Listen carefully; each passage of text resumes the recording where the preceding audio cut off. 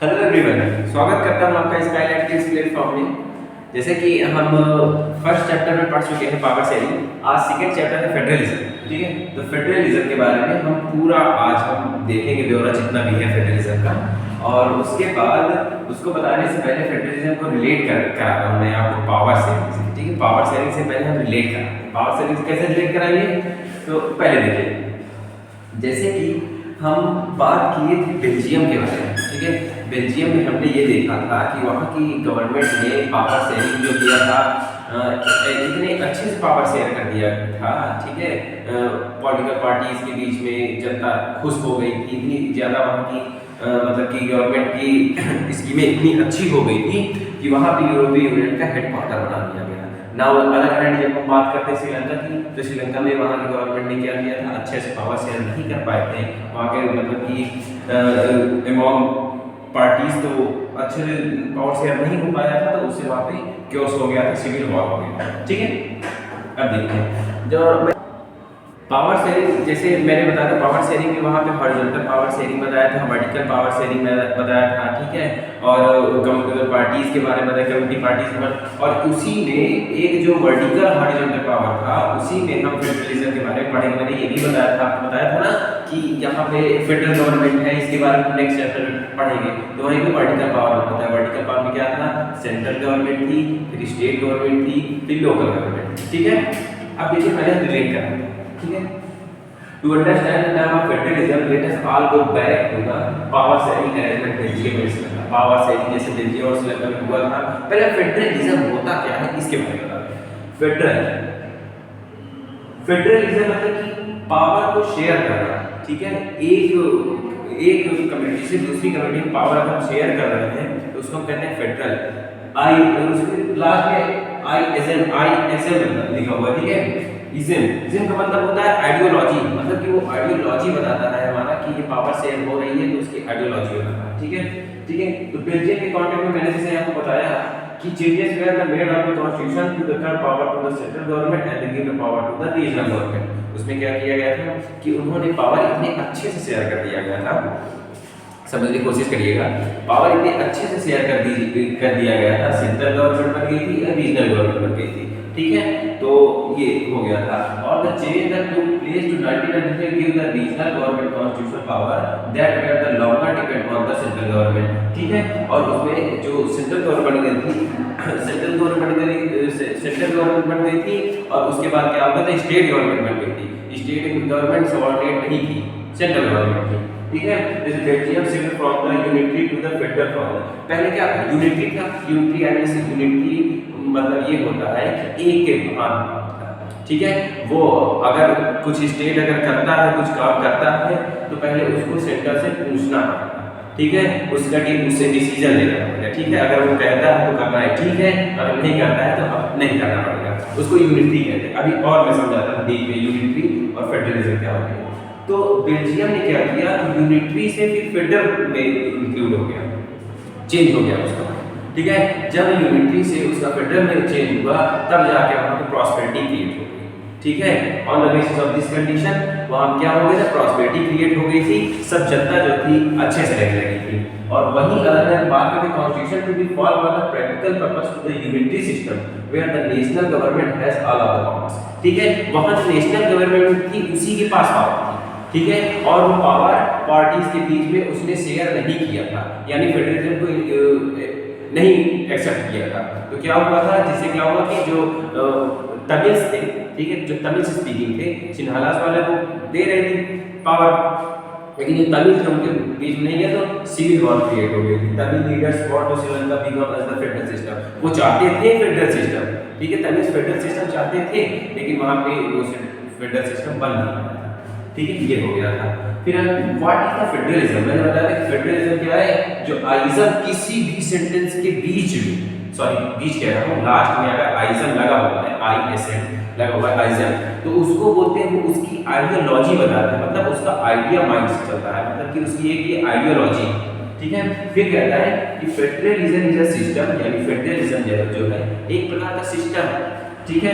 The government in which the power is divided between the central authority, ठीक है। और मतलब कि फेडरलिज्म एक प्रकार का सिस्टम है जो गवर्नमेंट में क्या करता है, पावर को शेयर करता है central authority and the various constituency. ठीक, कॉन्स्टिट्यूएंसी का मतलब क्या होता है कि देखिए constituent unit of the country, मतलब कि जैसे हमारे यहाँ स्टेट होता है ना, अब जैसे हमारे यहाँ स्टेट होता है तो जरूरी ये तो नहीं है कि हम लोग जैसे स्टेट कहते हैं मध्य प्रदेश, उत्तर प्रदेश, बिहार, राजस्थान, ये सब क्या है हमारा स्टेट है, तो हम स्टेट कहते हैं। जरूरी नहीं कि अदर कंट्री भी स्टेट कहते हैं, तो उसको क्या बोलते हैं, कॉन्स्टिट्यूएंट यूनिट बोलते हैं, ठीक है। इसमें कंफ्यूजन क्रिएट नहीं हो रहा है, अगर आता है तो आप यहाँ भी लिख सकते हैं central authorities and the state, ठीक है, और आप इसको भी लिख सकते हैं वेरियस कॉन्स्टिट्यूएंसी, ठीक है। इतना समझ में आया? तो फेडरलिज्म क्या होता है ये आपको समझ में आया, ठीक है। आगे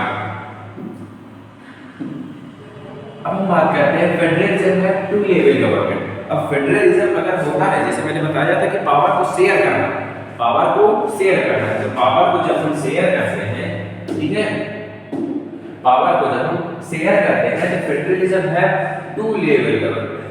कितने हैं, टू लेवल, ठीक है। एक है सेंट्रल गवर्नमेंट, एक है सेंट्रल गवर्नमेंट और दूसरा है स्टेट प्रोविंशियल, ठीक है। एक है स्टेट और प्रोविंशियल स्टेट। अब हम बात करते हैं, पहले हम सेंट्रल गवर्नमेंट बताते हैं फिर आपको प्रोविंशियल स्टेट बताते हैं। Central government is government for the entire unity usually responsible for the subject common national interest. जो सेंट्रल गवर्नमेंट होती है वो क्या होता है, उसका कॉमन इंटरेस्ट होता है, वो कोई भी रूल्स और रेगुलेशंस अगर बना रही है तो वो पूरे स्टेट में अप्लाई होगा, ठीक है, और वो पूरे स्टेट के लिए ही सोचेगी, इंडिविजुअल एक पर्सन के लिए नहीं सोचेगी, वो पूरे स्टेट के लिए सोचेगी, ठीक है।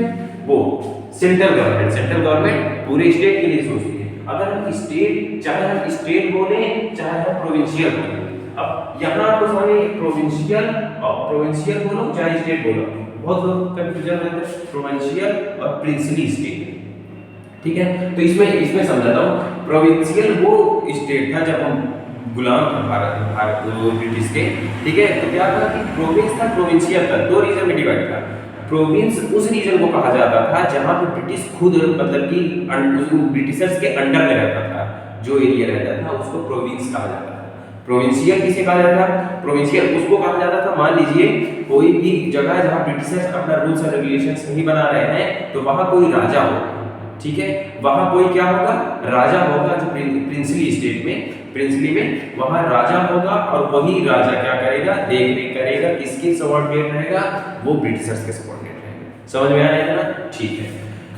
अब हम बात करते हैं स्टेट प्रोविंशियल गवर्नमेंट, यानी आपको प्रोविंस समझ में आया, प्रोविंशियल प्रोविंस ये समझ में आया। गवर्नमेंट क्या है, the government that look after must to the day to day the administration their state, ठीक है। मैंने ये बताया, छोटा सा देखिए पॉइंट एक याद करने में कि अगर सेंटर कोई रूल्स बनाती है तो पूरे स्टेट के लिए बनाती है, उसके अंडर में सब लोग आते हैं। वही अगर स्टेट कोई गवर्नमेंट है, स्टेट क्या होता है, प्रेजेंट कितने स्टेट हैं आप कमेंट सेक्शन में बताइएगा, ठीक है, कितने यूनियन टेरिटरी है ये भी आप बताइएगा, रिसेंटली किसको ऐड किया गया, ठीक है, ये भी आप बताइएगा, ठीक है। ये है स्टेट, जैसे कोई स्टेट उत्तर प्रदेश है, उत्तर प्रदेश एक स्टेट है, तो वहाँ की गवर्नमेंट जो बनाएगी स्टेट लेजिस्लेचर, कोई भी रूल्स बनाएगी वो पर्टिकुलर स्टेट के लिए ही रहेगा, उस पर कोई अदर स्टेट काम नहीं होगा, ठीक है। तो स्टेट केवल स्टेट के लिए बनाती है, सेंट्रल गवर्नमेंट पूरे स्टेट के लिए बनाती है, जितना उसके अंदर में क्या रहता है, स्टेट रहता है, ठीक। चलिए ये समझ में आया, आगे बढ़ते हैं। These both level enjoy their power independent of the others, ठीक है, ये पावर्स क्या होती है, enjoy होती है और independent है, सॉरी।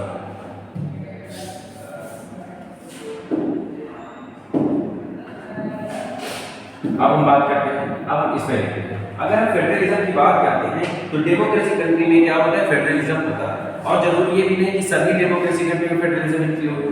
तो जहां जहां आपको रेड रेड कलर दिख रहा है, ठीक है, मैं भी रेड रेड कर देता हूं, जहां जहां आपको रेड ब्लैक, ठीक है, जहां जहां आपको रेड दिख रहा है, कनाडा है, ठीक है, यूनाइटेड स्टेट ऑफ अमेरिका है, यहाँ पे स्पेन है, जर्मनी है, ठीक है, और पाकिस्तान है, पाकिस्तान देखते हुए हमारा प्यारा भारत, महान भारत, ठीक है, यहाँ हमारा इंडिया है, ऑस्ट्रेलिया है, साउथ अफ्रीका है, नाइजीरिया है, इथियोपिया है, ठीक है, हॉर्न ऑफ अफ्रीका यह, ठीक है, ये क्या है, इथियोपिया है, ठीक है, ब्राजील है, अर्जेंटीना है। तो यहाँ से कहने का मतलब है कि फेडरलिज्म, ठीक है, क्या है, फेडरलिज्म, ठीक है, फेडरलिज्म कहाँ है, जहाँ पर ये रेड लाइन आपको दिख रही है, रेड पैचेस दिख रहे हैं, ठीक है, ये यहाँ पे क्या है, फेडरल, ठीक है। और मैं ये आपको बता देता हूँ, जरूरी है नहीं कि डेमोक्रेसी कोई कंट्री है तो वहाँ फेडरलिज्म रहता, जरूरी नहीं है। अगर डेमोक्रेसी है जरूरी नहीं है कि वहाँ पे फेडरलिज्म है। जैसे कि हम देख चुके हैं डेमोक्रेसी कंट्री दो थी, एक बेल्जियम थी, एक श्रीलंका थी। लेकिन बेल्जियम में उसने क्या किया था, फेडरलिज्म को एक्सेप्ट कर लिया था। लेकिन डेमोक्रेसी कंट्री श्रीलंका भी थी, उसने क्या किया था, उसको एक्सेप्ट फेडरलिज्म को नहीं किया था। तो माइंड में ये रखिएगा, कोई भी कंट्री अगर डेमोक्रेसी है तो जरूरी नहीं कि फेडरल है, ठीक। चलिए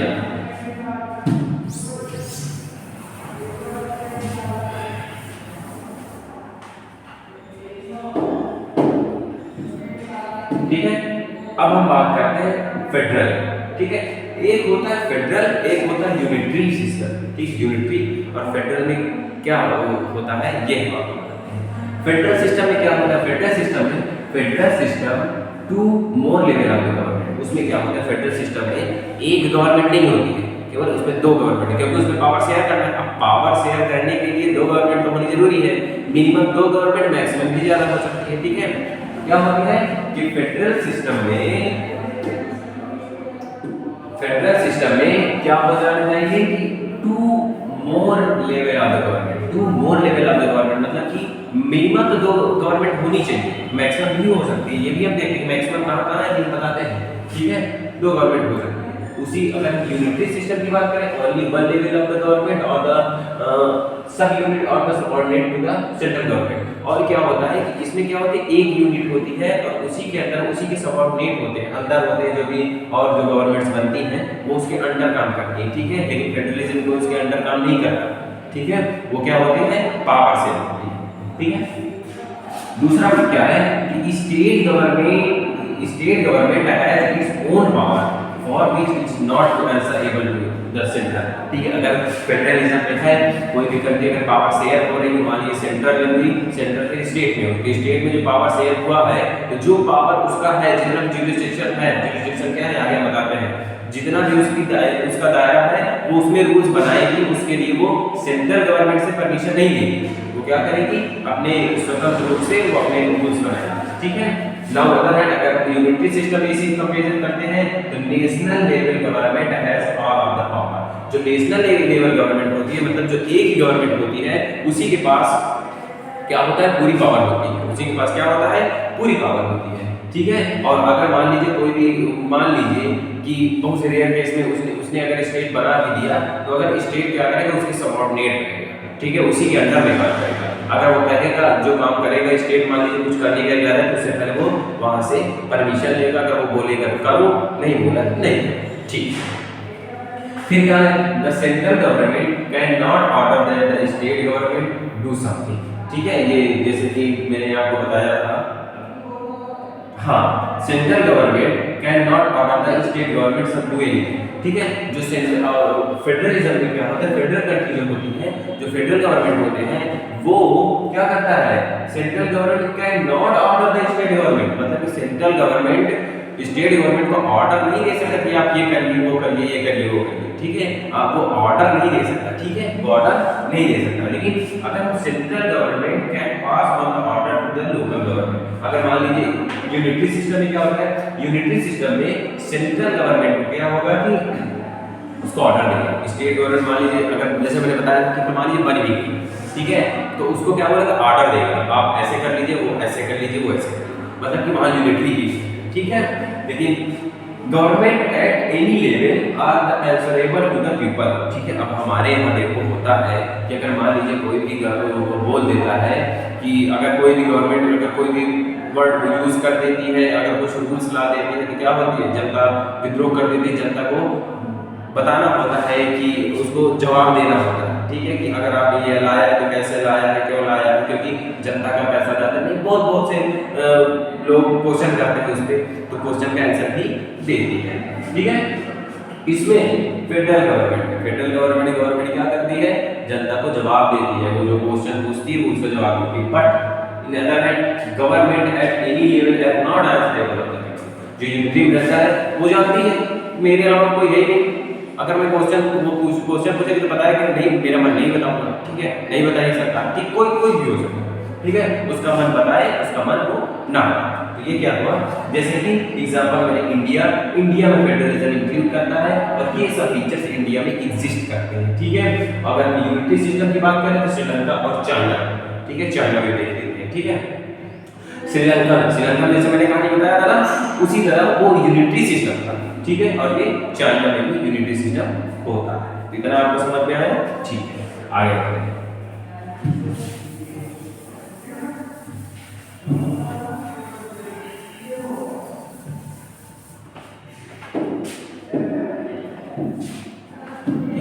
फीचर ऑफ द फेडरलिज्म, अगर फेडरलिज्म में है तो उसके फीचर्स क्या क्या है? ठीक है, मैंने क्या क्या बताया कि फेडरल क्या होता है, यूनिटरी क्या होता है, ये बता दिया। उसके बाद फेडरलिज्म होता क्या है ये बताया कि फेडरल है, फेडरल दूसरे जो उसकी आइडियम मतलब कि उसकी वो आइडियोलॉजी बताया कि फेडरलिज्म की पावर शेयर करता है तो उसकी वो क्या बताता है, आइडियोलॉजी बताता है। अब फीचर्स ऑफ द फेडरलिज्म, उसमें फीचर्स क्या क्या होते हैं, फेडरलिज्म है कोई कंट्री तो उसके फीचर्स क्या क्या होते हैं, चलिए जानते हैं। पहला फीचर है देयर आर 2 और मोर लेवल ऑफ द गवर्नमेंट। ठीक है, आप लेवल भी कह सकते हैं, टीयर्स भी कह सकते हैं, एज योर विश आप कुछ भी कह सकते हैं। ठीक है, लेकिन ये दो में से एक ही कह सकते हैं। ठीक है, ठीक है, 2 और मोर गवर्नमेंट, मैंने ये बताया था कि फेडरलिज्म में 2 गवर्नमेंट, मिनिमम 2 गवर्नमेंट होती है, मैक्सिमम आप इंक्लूड कर सकते हैं। ठीक है, तो पहले 3 लेवल गवर्नमेंट इंडिया में 3 टियर ऑफ सिस्टम इंक्लूड करता है। क्यों? एक होता है सेंट्रल गवर्नमेंट, एक होता है स्टेट गवर्नमेंट, एक होता है लोकल गवर्नमेंट। सेंट्रल गवर्नमेंट क्या होती है, जो मैंने बताया जो सबसे ऊपर ही होती है। ठीक है, ऊपर होता है, फिर स्टेट गवर्नमेंट, फिर स्टेट के अंदर लोकल गवर्नमेंट होती है, म्युनिसिपैलिटीज होती है, पंचायत होते हैं। ठीक है, वो बनाते हैं। ठीक है, सरपंच लोग होते हैं ना, प्रधान लोग होते हैं, मैंने बताया था। ठीक है, ये होता है। ठीक है, लोकल गवर्नमेंट होती है। और ये 3 टियर सिस्टम कहाँ होता है, इंडिया में होता है। हमारे यहाँ 3 टियर सिस्टम है। अगर कहीं आ जाए तो इंडिया कौन से सिस्टम को लेता सिस्टम उसके पास है, तो 3 टियर सिस्टम इसके पास है। क्यों? क्योंकि उसके पास सेंट्रल गवर्नमेंट भी है, स्टेट गवर्नमेंट भी है, लोकल गवर्नमेंट भी है। लेकिन आप ये लोग ध्यान दीजिएगा, जो फेडरलिज्म का है वो फेडरलिज्म हमारे कॉन्स्टिट्यूशन में नहीं है। ठीक है, ये लाया गया है। ठीक है, और जो लोकल गवर्नमेंट में क्या है कि लोकल गवर्नमेंट जब शुरू से जब ये सेंट्रल स्टेट ये सब बना था, लोकल गवर्नमेंट नहीं आया था। ठीक है, लोकल गवर्नमेंट कब आया था, 73rd and 74 constitution amendment act जब 1992 में हुआ था, तब जाके लोकल गवर्नमेंट हमारी बनाई गई थी, म्युनिसिपैलिटीज उसमें लाई गई थी, पंचायत सब। ठीक है, और किसकी वजह से आए थे, ये हमारे इसके लिए पहले से ही बोले थे। कौन बोला था, हमारे बापू बोले थे। कौन? महात्मा गांधी पहले से ही बोले थे। लेकिन क्या हुआ कि उस टाइम कुछ ऐसे प्रॉब्लम थी जो नहीं आ पाया, लेकिन फिर लोकल गवर्नमेंट लाया गया 1992 में, याद रखिएगा। चलिए आगे, फिर क्या है, पहले क्या बताया कि जो पावर क्या होती है, शेयर होती है। ठीक है, फीचर्स पहला क्या बताया, और 3 टियर सिस्टम इंडिया में है। ठीक है, दूसरा है different tiers of the government, the same citizens, but each tier has its own jurisdiction in the specific matter of the legislation, taxation and the administration. इसमें क्या होता है, चलिए सुनिए। मतलब कि 3 टियर सिस्टम है। 3 टियर सिस्टम मैंने क्या बताया, central government, state government, local government. ठीक है, तो उनका कुछ दायरा होता है ना, ऐसा थोड़ी होता है कि उसमें रूल्स वो बना लेते हैं। ठीक है, उसमें क्या होता है कि एक दायरा होता है। ठीक है, तो उस दायरे से हट करके वो रूल्स नहीं बनाते। ठीक है, लोकल गवर्नमेंट उसका कुछ जुरिसडिक्शन मतलब दायरा। ठीक है, जैसे क्या, the area over which the some legal authority, वो एरिया जिसमें लीगल अथॉरिटी उनको मिलती है, उसमें क्या होता है कि वो उसी के अंदर रूल्स बनाते हैं, उस रूल से हट के नहीं बनाते। ठीक है, ये रूल्स क्या है, और ये रूल्स कौन प्रोवाइड करता है, हमारा कॉन्स्टिट्यूशन प्रोवाइड कराता है। ठीक है, ये इस दायरे से इस दायरे तक आप रूल्स बना सकते हैं, इस दायरे से ज्यादा रूल्स नहीं बना सकते। The jurisdiction of each level of the specific of the constitution, जैसे कि मैंने आपको बताया कि जो jurisdiction होता है, जो दायरा किसी का होता है, इसमें क्या होता है, ये लेजिस्लेशन, देखिए जो दायरा है लेजिस्लेशन में, उसकी लेजिस्लेशन कौन सा बनाएगी, सेंट्रल गवर्नमेंट बनाएगी कि स्टेट गवर्नमेंट बनाएगी कि लोकल गवर्नमेंट बनाएगी, वो लेजिस्लेशन में किस तरह रूल्स, किसका कितना होगा, टैक्सेशन में कितना होगा, एडमिनिस्ट्रेशन में कितना होगा, इस सब पावर क्या होता है, जुरिसडिक्शन पे डिपेंड करता है, उसके दायरे से हट करके वो नहीं बनाते हैं। ठीक है, चौथा क्या होता है, the fundamental provision of the constitution of the country, जैसे कि मैंने आपको बताया था कि कौन डिसाइड करता है कि ये आपका दायरा है, ये आपका दायरा है, कॉन्स्टिट्यूशन डिसाइड करता है। मैंने बताया कॉन्स्टिट्यूशन ही बताएगा कि आपको यहाँ तक का सेंट्रल गवर्नमेंट है, स्टेट गवर्नमेंट है, लोकल गवर्नमेंट है, ठीक है। आगे बढ़ते हैं, ये हो गया द फंडामेंटल बताया, हाँ ठीक है। The fundamental provision of the constitution can not be unitary और the change by the one level government such as the change required for the constitution both the level of the government. मतलब कि वो दायरा क्या होता है जो दायरा डिसाइड किए होते हैं ना कॉन्स्टिट्यूशन में, उसको ये भी नहीं कि वो चेंज कर सकते हैं, ठीक है, उसको चेंज करना भी बहुत मुश्किल होता है, ठीक है, यूनिलेटरी चेंज भी नहीं कर सकते उसको। अगर मान लीजिए कोई दायरा स्टेट के अंदर लिखा हुआ है कि स्टेट इसके अंदर इतना रूल बना सकते हैं, उसके अंदर भी स्टेट ही बना सकता है, ठीक है, और उसके बाद उसका जो दायरा होता है क्या है कि यूनिटरी चेंज भी नहीं कर। अब मान लीजिए सेंटर के पास उसके पास पावर है वो चेंज कर दे, नहीं, वो यूनिटरी चेंज नहीं कर सकता, ठीक है, वो क्या करना पड़ेगा उसको, वो स्टेट से भी सलाह लेनी पड़ेगी, ठीक है, यूनिटरी चेंज नहीं कर सकते, मतलब कि पहले सलाह करना। अच्छा क्या होता है, court have the power to interpret the constitution as power. अब मान लीजिए कि कहीं पावर सेंटर के पास पावर है, देखिए सेंटर के पास पावर मोस्टली होती है सेंटर के पास पावर होती है, क्योंकि सेंटर के पास पावर नहीं होगी क्योंकि सब कार्यभार इंटरनेशनल रिलेशंस की अगर बात कर ले, बाहर कंट्री की बात कर ले, वो सभी उसकी देख रेख करते हैं, ठीक है, तो इस लेवल से थोड़ा सा सेंटर के पास पावर ज़्यादा हो जाती है। अब मान लीजिए किसी सेंटर के पास पावर ज़्यादा है, उसका वो मिसयूज़ करने लगे, ठीक है, मिसयूज़ करने लगे, ठीक है, तो उस मिसयूज़ को रोकने के लिए, उनका दायरा बताने के लिए हमारे यहाँ क्या है, कोर्ट है, ठीक है। कोर्ट क्या करता है, जो पावर को इंटरप्रेट कर कॉन्स्टिट्यूशन, जो कॉन्स्टिट्यूशन में पावर लिखी हुई है उसका जो वायलेशन कोई करता है, जैसे कि मैंने बताया जुडिशरी क्या बताया था, जो चेक एंड बैलेंस बनाती है ना जुडिशरी, तो वही है कोर्ट, क्या करता है, power to interpret the constitution में जो पावर उनको लिखी गई है, जुडिशन है, उसके अगर हट के कोई बनाता है तो उसमें जुडिशरी इन्वॉल्व हो जाती है, इसलिए चेक एंड बैलेंस बताया गया था, मैंने बताया था ना, ठीक है।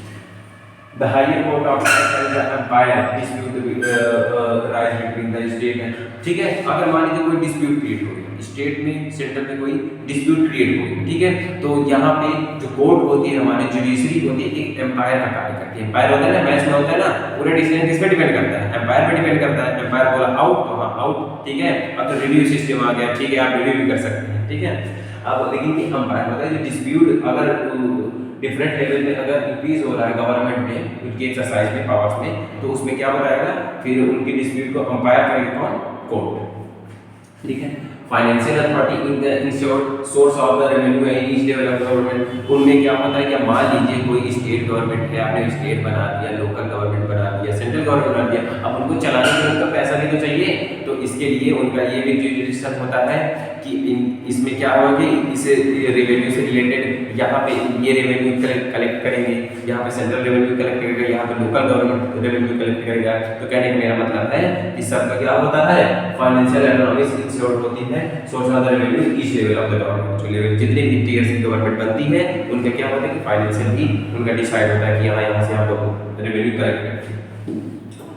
डुअल ऑब्जेक्टिव्स क्या है, to safeguard and promote the unity of the country, ठीक है। अब मान लीजिए आप ये भी बताइए कि फेडरलिज्म में जरूरी क्या है, ठीक है, फेडरलिज्म का जरूरी मतलब क्या है कि accountable for the regional diversity. हमारे इंडिया में अगर देख लेते हैं तो डाइवर्सिटी एग्जिस्ट करती है, आप लोगों को पता है, चाहे हम ईस्ट में चले जाएं, वेस्ट में, नॉर्थ में, साउथ में देखते हैं तेलुगु बोलते हैं, तमिल बोलते हैं, कन्नड़ बोलते हैं, ठीक है, फिर बिहार में चले जाते हैं, वहाँ लैंग्वेज कुछ दूसरे होते हैं, उनके कल्चर ट्रेडिशन अलग होते हैं, तो ये क्या है, डाइवर्सिटी होती है, डाइवर्सिफाई होती है सभी यहाँ पे। लेकिन क्या होता है, इन्हीं सबको इंश्योर करने के लिए, इन्हीं सबको क्या करने के सेंस ऑफ कॉमननेस, मतलब कि एक कलेक्ट करने के लिए एक फेडरलिज्म इंक्लूड किया गया, मतलब कि इन्हीं से एक इसी से रिलेटेड कम्युनिटी गवर्नमेंट बनाई जाती है, ठीक है, हर रीजन में एक कम्युनिटी गवर्नमेंट बनाई जाती है। जो कम्युनिटी गवर्नमेंट क्या होती है कि उस रीजन से रिलेटेड जितने भी अगर प्रॉब्लम क्रिएट हो जाती है तो उसको रिजॉल्व करती है, उसको सही करती है, ठीक करती है, ठीक है। तो यानी कि डाइवर्सिफाई करने के लिए फेडरलिज्म की बहुत जरूरी होती है। अब मान लीजिए यूनिटरी हो जाए और जो सेंट्रल गवर्नमेंट है वो जाने की केवल हिंदी होती है, ठीक है, हिंदी होती है, तो और सब जगह हिंदी कर दे। अब बाकी जो तेलुगु बोलते हैं, कन्नड़ बोलते हैं, ठीक है, मलयालम बोलते हैं, वो उनका क्या होगा, ठीक है, अब यही होता है, ठीक है। तो ऐसा इंश्योर किया जाता है फेडरलिज्म, ठीक है, देखा जाता है। आगे चलते हैं, ideal federal system ideal federal system को देखते ही थोड़ा हंसी आ जाती है, क्योंकि आइडियल फेडरल सिस्टम थोड़ा कॉपी में ही देखने में अच्छा लगता है। अगर प्रेजेंट टाइम की बात कर लें, ठीक है, कॉपी में ही देखने में अच्छा लगता है। ठीक है, ठीक है। फेडरलिज्म क्या होता है, इसका सिस्टम क्या फेडरल सिस्टम का म्यूचुअल ट्रस्ट क्या है कि अगर फेडरलिज्म है तो उसमें ट्रस्ट क्रिएट हो जाए। अब मान लीजिए फेडरलिज्म बन रहा है, पावर शेयर हो रही है सेंट्रल गवर्नमेंट से स्टेट गवर्नमेंट के बीच में, अगर पावर शेयर है तो एक म्यूचुअल ट्रस्ट होना चाहिए। ठीक है, स्टेट गवर्नमेंट को सेंटर पे ट्रस्ट करना चाहिए, ठीक है, सेंटर को स्टेट में ट्रस्ट करना चाहिए, लोकल गवर्नमेंट को स्टेट में ट्रस्ट करना चाहिए। ठीक है, तो क्या करने की एक म्यूचुअल अंडरस्टैंडिंग होनी चाहिए। ठीक है, म्यूचुअल अंडरस्टैंडिंग सब चीज में हो, चाहे वो फ्रेंडशिप में हो, चाहे वो समझ रहे हैं आप। ठीक है, म्यूचुअल ट्रस्ट होना चाहिए। Government at the different level should agree the some of the rule of the power sharing. जैसे कि मैंने आपको बताया कि पावर शेयरिंग में भी म्यूचुअल ट्रस्ट होना ही चाहिए। ठीक है, बिना म्यूचुअल ट्रस्ट के अगर फेडरलिज्म होगा तो बहस छिड़ती रहती है। जैसे कि आप प्रेजेंट टाइम में इंडिया में देख रहे होंगे कि कई जगह पे होता है ना कि क्वेश्चन हो जाता है। ठीक, गवर्नमेंट खुद ही लड़ने लगती है। क्यों लड़ने लगती है? यही रीजन होता है कि फेडरलिज्म में जो होता है कि एक दूसरे के पक्ष में नहीं हो पाता। मान लीजिए सेंटर ने कोई रूल्स बना दिए स्टेट के लिए, अब स्टेट की वो जो वहाँ के जो सीएम है उनके लिए नहीं सही है, तो क्या करते हैं, विद्रोह करने लगते हैं। तो यही सब है एग्रीमेंट टुगेदर। और क्या होता है कि इसमें कोई पावर अगर बन रही है तो उसमें कोई थोप नहीं रहा है कि स्टेट सेंट्रल गवर्नमेंट कोई रूल्स बना रहे हैं तो उसको थोप रहा नहीं कि सेंट्रल आप कर रही है। वो क्या करते हैं कि एग्रीमेंट्स करते हैं। ठीक है, एग्रीमेंट होता है एक दूसरे के बीच में, ठीक है, कि आपको ये रूल्स करना चाहिए। ठीक है, there should be trust then each good, और एक दूसरे पे ट्रस्ट होना चाहिए, जैसे कि मैंने आपको पहले बता चुका। और ट्रस्ट हर चीज में जरूरी है। ठीक है, आगे चलते हैं। अब जैसे कि बात करते हैं types of the federations. Type of federation की बात करते हैं तो ये क्या है कि ये थोड़ा बहुत लॉन्ग टाइम चला जाएगा इसके लिए, और समय का अभाव होने के कारण मैं इसको मैं कर लूँगा। लेकिन जितना भी मैंने आपको बताया है ये आप थोड़ा रिकैप याद कर लीजिएगा। ठीक है, और जो भी प्रॉब्लम होगा आप कमेंट सेक्शन में बताइएगा मुझे, मैं उसको सॉल्व कर दूंगा। और जो हमारा टाइप ऑफ द फेडरेशन है इसको हम कल के वीडियो में आपको प्रोवाइड कराते हैं। आशा करते हैं कि आपको हमारा ये वीडियो बहुत पसंद आया होगा। अगर पसंद आया तो लाइक शेयर सब्सक्राइब करें और स्काई लाइफ को अपना प्यार दें। Thank you so much. जय